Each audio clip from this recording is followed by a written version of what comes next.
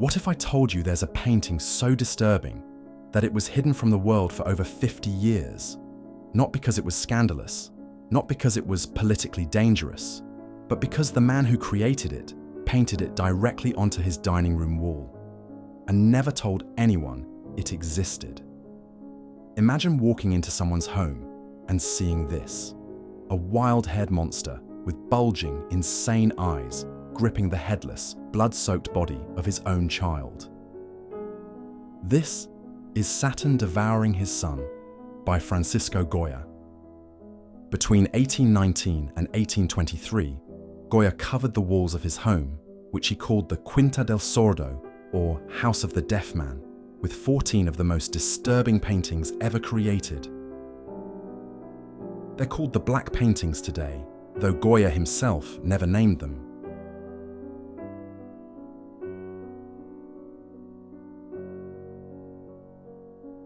The story comes from Roman mythology. Saturn receives a prophecy that one of his children will overthrow him. His solution? Devour them all. Artists had painted this myth for centuries, but their versions were manageable, classical, distant. Goya strips away all distance. Look at this Saturn. This isn't a god. This isn't even human anymore. The hair streams wild in all directions like he's been tearing at it. The eyes are completely insane.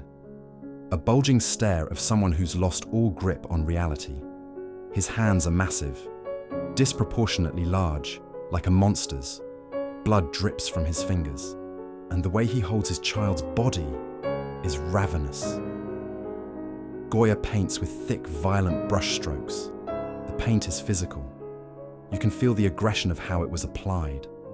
No careful rendering, no polished surfaces.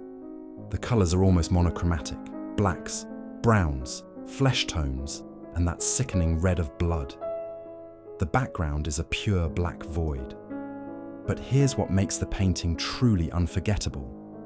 Saturn, while devouring his son, is looking straight at us. That direct gaze transforms everything.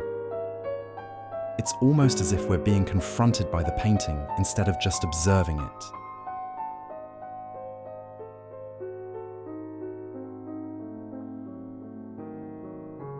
But to truly understand why Goya painted this, you need to understand what Spain had become at the time.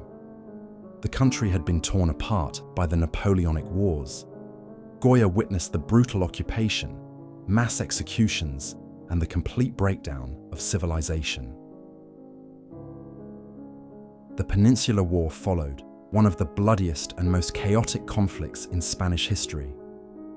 Goya was there for all of it. He painted the 2nd of May, a riot turned slaughter in the streets of Madrid. He painted the 3rd of May, a man in white, arms stretched like Christ, seconds before being executed by a faceless firing squad.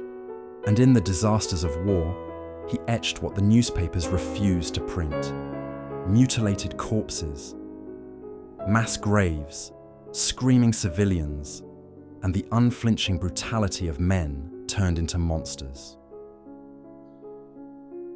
Unfortunately, when the war ended, things got worse. In 1814, King Ferdinand VII returned and crushed any hope of progress. He dismantled the constitution, reinstated the Inquisition, and began imprisoning liberals, thinkers, and dissenters. I don't believe Saturn Devouring His Son is a painting about mythology. Yes, it features a mythological creature, but I don't think Goya was reaching into the past. I think he was holding up a mirror to the present, and to the very real monsters he had seen up close. Revolution, occupation, restoration, repression. It was the same cycle. Maybe the monster in the painting wasn't just Saturn. Maybe it was Spain. Maybe it was his depiction of what happens when power feeds on the powerless. Again and again, until nothing is left but blood and silence. And Goya, deaf and disillusioned, painted it not for the world, but for himself. A final scream that no one could censor. In a world that still devours its children through war, neglect, and cruelty, Saturn's bulging eyes remain fixed on us, still watching, still accusing. Perhaps that's the real horror of Saturn devouring his son. Not what it shows, but what it reveals about us.